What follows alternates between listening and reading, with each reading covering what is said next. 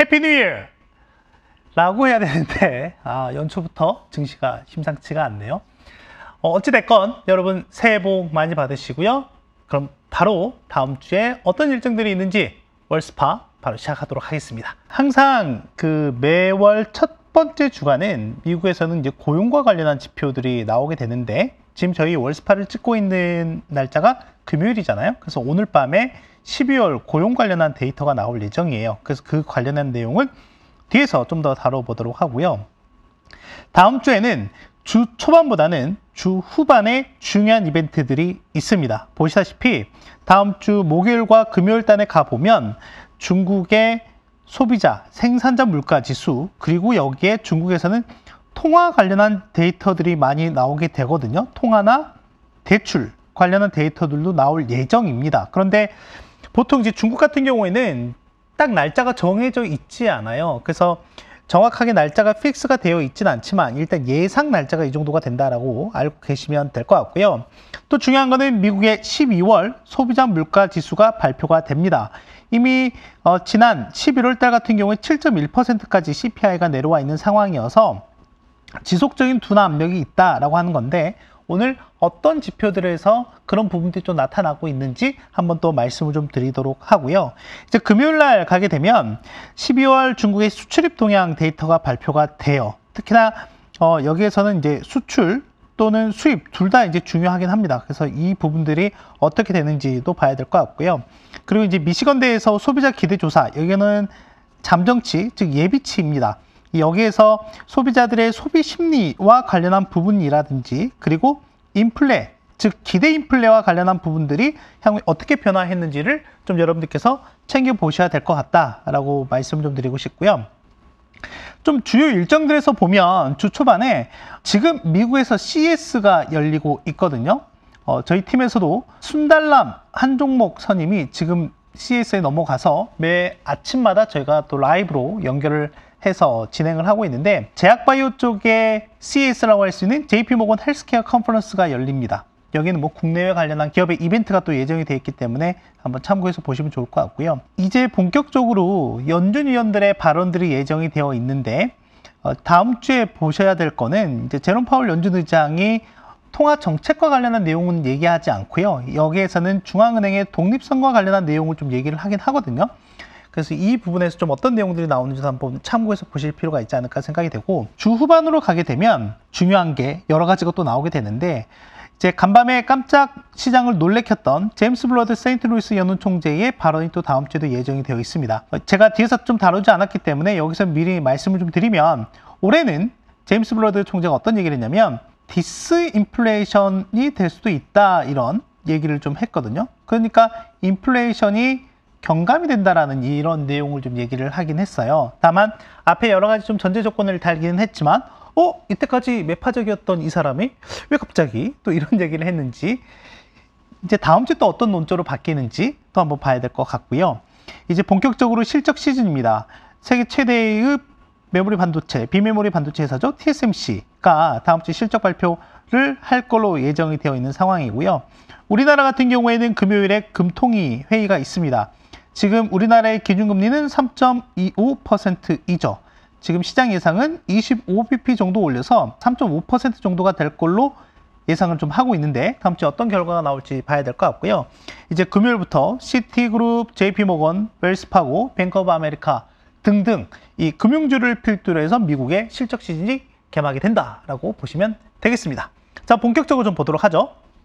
자, 간밤에 고용 지표가 좀 나왔습니다. 어떤 고용 지표일까요? 매월 첫째 주에 보시면은 두 달 전 구인 이직 보고서, 그러니까 기업들이 사람이 필요합니다, 일할 사람이 필요합니다 라고 하면서 구인낸 건수를 공개하는, 또 뭐 퇴사라든지 또는 고용과 관련한 이런 데이터가 이제 졸츠라고 하는 게 나오는데, 그 졸츠 같은 경우도 이번에 상당히 좀 높게, 시장 예상보다 높게 나왔고요. 그리고 또 하나는 ADP 민간조사단에서 발표하는 비농업 취업자 수 같은 경우에도 시장 예상을 크게 상회하는 모습들이 나왔어요. 이제 그리고 오늘 밤에 미국의 고용 지표가 나오게 될 예정인데, 이게 여기서 나오다 보니까 이번에 나온 이런 내용들을 좀 보면, 어떻게 보면 지금 보시다시피 미국의 국채 수익률을 봤을 때 단기 국채 수익률은 이렇게 올라가는 모습을 보였고요.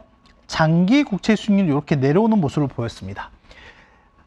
이전에도 말씀드렸지만 기본적으로 국채 수익률은 이런 식이에요. 그러니까 단기가 좀 낮고 장기가 높은 이런 모습을 보여야 하는데 지금 이렇게 역전이 되어 있잖아요. 그리고 지난 일주일 전과 비교해 보면 이게 좀 더 커졌죠. 이러다 보니까 장단기 금리차 역전 현상이 좀 더 심화가 됐다라고 보시면 될 것 같고, 제가 이 장단기 금리차를 보여드릴 때 10년물과 2년물도 보여드리기도 하고 10년물과 3개월물도 보여드리기도 하는데, 지금 10년물하고 3개월물 같은 경우에는 1981년 9월 이후에 최대폭입니다. 간밤에. 이 말인즉슨 일단 단기적으로는 연준의 통화정책, 긴축정책 특히 이게 좀 더 강화될 여지가 있다라고 보시면 될 것 같고, 이게 뭐가 나온 이후에 고용지표가 나온 이후에 나온 거라고 보시면 되겠습니다. 자, 그러면 지난해 어떻게 났길래 그러냐? 뭐 매주 목요일날 발표된 신규 실업 수당 청구 건수라든지 연속 실업 수당 청구 건수도 보면 거의 뭐 역사적 저점에 와 있다라고 보시면 될 것 같고, 이게 더 올라가지 않아요. 여러분, 어제는 아마존 같은 경우가 전체 인력의 1%인 18,000명을 해고한다라고 얘기를 했고요. 올해 지난해에 가상화폐 여러 가지 이슈들이 좀 많이 있었는데, 이와 관련한 기업들, 뭐 실버게이트라든지 제네시스라든지 이런 등등의 기업들이 두 자릿수의 정리해고 계획을 발표하기도 했거든요. 지금 이 고용시장이 우리가 들리는 바에 의하면 상당히 좀 타이트하다기보다는 고용 좀 악화되고 있는 게 아니냐라고 이렇게 보고 있는데, 실상 지표들은 또 그렇게 나오고 있지 않는 상황이라고 보시면 될 것 같습니다. 그래서 보시면 아까 말씀드린 그 졸치라고 하는 보고서에서 연준이 주요하게 보는 지표가 하나가 있는데 바로 이거예요.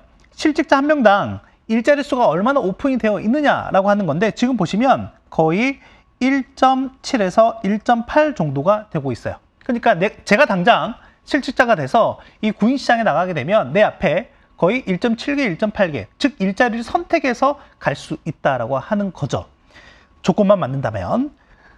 그러다 보니까 기업들은 지금 구인난이에요. 구인난이다 보니까 어때요? 임금을 더 줘야 하는 부분들이 있죠. 그래서 보시면 여러분들 오늘 발표되는 고용보고에서 보실 부분은 바로 이 임금 상승률이 매우 중요하다고 보시면 될 것 같고, 전년 동월 대비로도 중요하지만 전월 대비 얼마만큼 올라가느냐도 또는 내려오느냐를 봐야 되는데, 지금 보시면 4개월 연속 이렇게 증가하고 있는 모습을 좀 보이고 있다라고 보시면 되겠습니다. 그래서 연준이 우려하는 바가 바로 이 임금 상승률에 집중되어 있다라고 보시면 되겠고, 그래서 올해 여러분들은 이 고용과 관련해서 좀 더 신경을 써서 보셔야 되지 않을까 생각이 돼요. 그럼 왜 연준이 지금 이런 부분, 즉 임금 쪽에 좀 더 포커스를 맞추고 있느냐? 실제 여러분 물가가 계속해서 좀 둔화가 되고 있는 모습을 보이고 있잖아요. 그럼 저희가 물가는 크게 상품 물가라고 하는 게 있고 서비스 물가라고 하는 게 있죠. 그런데 상품 물가 같은 경우는 저희가 작년에도 계속 여기에서 말씀드렸지만 뭐 공급망이라든지 또는 상품 시장의 수급 불균형 이런 부분들이 상당 부분 해소가 되면서 상품 물가는 계속해서 완화가 되는 모습을 보이고 있더라라고 보시면 되겠습니다. 그런데 서비스 단은 좀 얘기가 달라요. 앞에서 말씀드렸던 이 구인난 또는 팬데믹으로 인해서 아직 경제 재개가 되지 못한 부분들, 이런 부분들이 좀 복합적으로 작용을 하고 있다 보니까 서비스 단은 물가가 계속해서 올라가고 있는 모습을 좀 보이고 있고, 이걸 가속화시키는 게 바로 이 임금이라고 보시면 될 것 같습니다. 그래서 여러분들 많이 들어보셨죠? 임금, 물가, 나선 효과. 그러니까 이 말은 무슨 말이냐면 임금이 인상이 되면 물가가 상승을 하게 되는데, 그러면 중간에 왜가 중요하죠. 임금이 오르게 되면 이 수요가 증가하기 때문에 그렇다라고 보시면 되겠습니다. 그래서 그림이 복잡하지만 한 가지만 말씀을 드리면, 임금이 인상이 되게 되면 이 총수요가 증가하게 되고요. 총수요가 증가하게 되면 이 가격 자체가 이렇게 올라간다라고 하는 거예요. 이것만 이해하시면 됩니다. 그래서 연준은 지금 뭘 하고 있다고요? 이 총수요를 억제하는 정책을 지금 펼치고 있다라고 보시면 될 것 같아요. 그래서 이 임금 인상을 최대한 억제하기 위해서 고용시장을 쿨링 다운, 낮추려고 하고 있다라고 보시면 되겠습니다. 자, 그럼 다음 주에 이제 중요한 게 물가예요. 물가 관련한 부분을 좀 보셔야 되는데, 일단 기본적으로는 물가가 계속해서 둔화 압력이 커지고 있다라고 하는 부분은 제가 인지를 좀 하고 있는 상황에서, 그래서 적어도 올해는 작년만큼 물가에 대해서 민감하게 반응하게 하지는 않을 것 같다라고 좀 보시면 될 것 같고, 지금 물가가 둔화되고 있다라고 하는 다른 증거들 좀 한번 살펴보시면, 제가 매 분기마다 발표되는 GDP 물가지수 한번 보시면은 이 같은 경우도 이렇게 완만하게 둔화되는 모습을 좀 보이고 있고요. 또 하나, 물가 같은 경우에는 유동성화도 꽤 높은 상관성이 있죠. 그런 측면에서 봤을 때 저희가 시중의 유동성, 즉 M2 증가율과 한번 비교를 좀 해보시면, 지금 M2 증가율은 거의 바닥까지 내려와 있어요. 제로까지 내려와 있는 상황이거든요. 그런 측면에서 봤을 때 향후에 물가 상승 또는 둔화 압력이 커질 것 같다라고 보시면 될 것 같습니다. 그럼 이제 시장 얘기를 안 할래야 안 할 수가 없겠죠. 지금 올해 그 주요 월가의 주요 IB들의 컨센서스 현황을 좀 보면, 올 연말에 S&P 500 주가 지수는 대략 4,140선에 가 있을 걸로 예상을 좀 하고 있는 상황이고요. 그리고 또 하나는 밸류에이션 관련해서도 보면 거의 한 20배 가까이, 현재 시점이 대략 한 17.5배 정도가 되거든요. 네, 현재 시점에서 비교했을 때 이렇게 될 것 같다라고 좀 보고 있는데, 중요한 거는 기업들의 이익이 어떻게 될 거예요. 증시 이익이 어떻게 될 거냐가 매우 중요할 것 같습니다. 다음 주에 실적 시즌이 같이 되기 때문에 이런 부분들을 좀 본다라고 하면, 지금 올해, 그러니까 2022년 예상이 대략 주당 순이익이 224달러 정도가 되거든요. 224달러 정도가 되는데, 내년에는 어때요? 평균이 대략 한 209달러, 그러니까 한 210달러 정도가 된다라고 보시면 될 것 같습니다. 그러면 대략적으로 한 5에서 6% 정도 하향 조정이 될 것 같다라고 좀 보고 있는 거죠.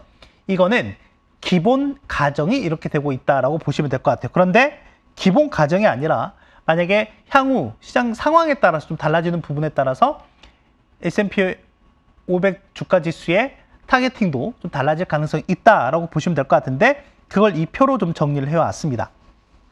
제가 일전에 자료를 통해서 월스파에서도 소개를 해드리긴 했는데, 과거에 미국의 경기 침체가 있었을 때 기업이익 추정치가 평균적으로 한 15% 정도 하향 조정을 했다라고 말씀을 좀 드린 적이 있고요. 그런데 좀 경기 침체의 규모나 수준이 좀 라이트하게, 그러니까 지금 시장의 기본 가정은 앞서 말씀드렸던 것처럼 연착륙에 대해서 얘기를 좀 하고 있는 상황이거든요. 그런 가정을 하게 된다라고 하면 대략 한 자릿수 중반대의 이익 추정이 하향 조정이 됐었다라고 하는 거죠. 그런 관점에서 봤을 때 본다라고 하면, 시장을 향후에 뭐 소프트하게 추정치가 하향 조정이 될 거냐, 또는 하드하게 추정치가 하향 조정이 될 거냐에 따라서 제가 밸류에이션 테이블이 좀 달라질 수 있다라고 좀 보시면 될 것 같고요. 지금 대략 17배에서 20배까지 타겟팅을 좀 해본다라고 하면, 내년의 밴드는 아마, 올해의 밴드는 이 정도 선에서 될 가능성이 높다라고 보시면 될 것 같아요. 그런데 일부 하우스들은 좀 더 보수적으로 보는 데 같은 경우에는 여기에도 좀 얘기를 좀 하고 있다라고 보시면 될 것 같습니다. 아무튼 이 부분은 올해 그림으로 하나 이렇게 뽑아 놓으시고, 어떻게 전개가 되는지 여러분께서 한번 지켜보시면 될 것 같습니다. 그러면 올해는 어떤 방식으로 투자를 하면 좋을까에 관련해서 월가 주요 투자 관계자들 한 400명을 대상으로 해서 지난 12월 달에 설문조사를 CNBC 쪽에서 했었는데, 그 내용을 좀 가져왔어요.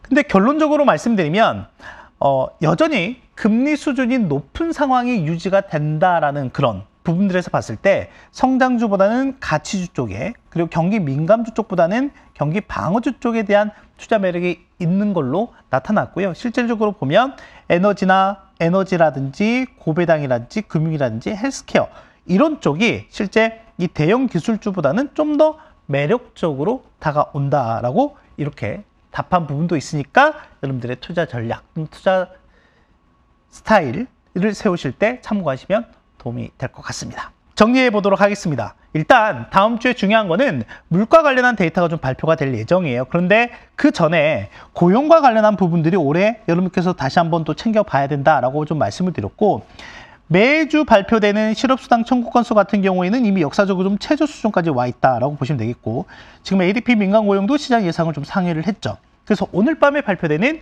미국의 12월 노동 고용 보고서가 중요하다 라고 말씀드릴 수가 있을 것 같고요. 여기에 따라서 뭐 달러의 움직임이라든지 또는 미 국채 수익률의 움직임도 좀 달라질 가능성이 있다라고 보시면 될 것 같습니다. 그래서 지금 시장에서 예상을 하고 있는 거는 취업자 수는 대략 20만 명 정도 증가할 것으로 예상을 좀 하고 있고요. 임금 상승률은 5% 정도 전년 동월 대비 증가할 것으로 보고 있다라고 보시면 되겠습니다. 그리고 또 하나는 앞서 제임스 블러드 세인트루스 연은 총재가 올해는 디스인플레이션의 해가 될 것 같다라고 말을 했다라고 말씀을 드렸잖아요.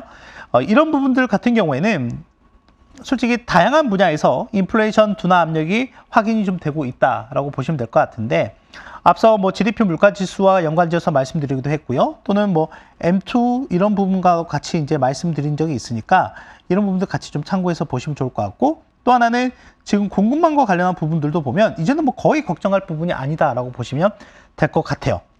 공급망과 관련해서 저희가 많이 보는 게 해상운송 또는 항공운송 운임 지수들이잖아요.